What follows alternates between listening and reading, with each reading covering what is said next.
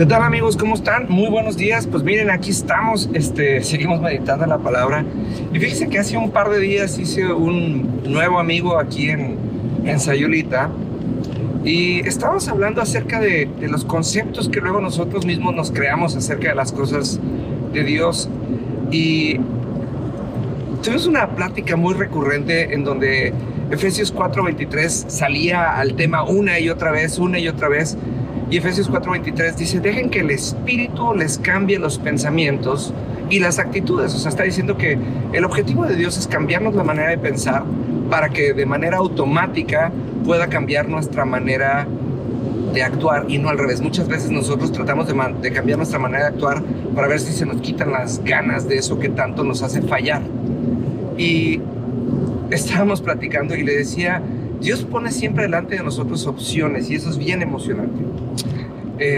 Estábamos en esta plática y hablábamos acerca de que Dios un día llegó delante del pueblo de Israel, los acaba de sacar de Egipto, les acaba de quitar la esclavitud, los puso en una posición de favor y llegó y se presentó delante de ellos y les dijo, ¿qué te parece, pueblo de Israel, si yo soy tu Dios y tú eres mi pueblo? Y entonces les empieza a decir, si tú eres mi pueblo, esto y esto y esto, y si yo soy tu Dios, esto y esto y esto.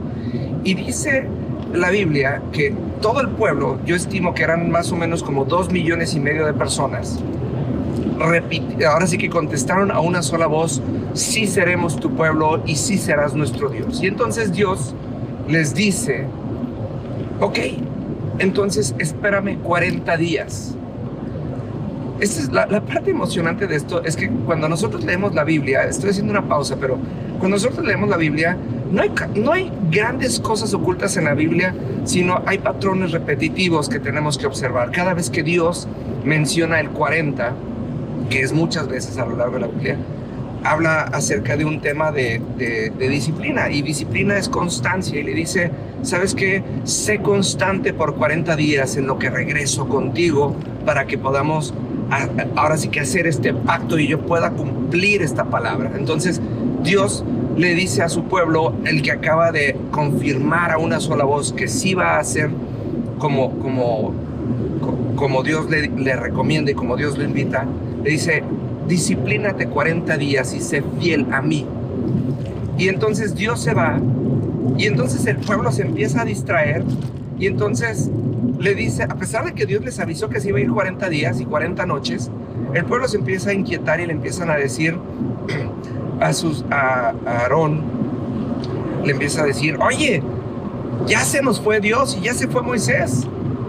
Dice, hagamos un ídolo, hagamos un becerro de oro y adorémosle, porque ese becerro de oro que todavía no existe, fíjese qué interesante, que todavía no existe, lo vamos a alabar y lo vamos a adorar, porque ese fue el Dios que nos sacó de Egipto. Lo que estaban buscando era una simbología a quien adorar. Y cuando Dios regresa, se enoja. Pero la parte interesante de esto es que Dios no deja de ser Dios y Dios no va a dejar de cumplir su palabra porque Dios hizo un pacto con el pueblo. Entonces Dios le dice, ¿sabes qué?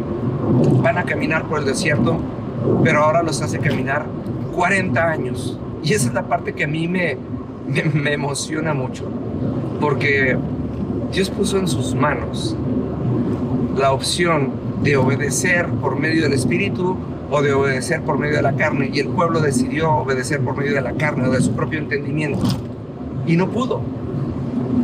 Y entonces el pueblo tuvo que pasar por el mismo proceso, más que este proceso en vez de durar 40 días duró 40 años. Pero el proceso fue el mismo, el que el Espíritu de Dios les cambiara los pensamientos para que cambiaran sus actitudes.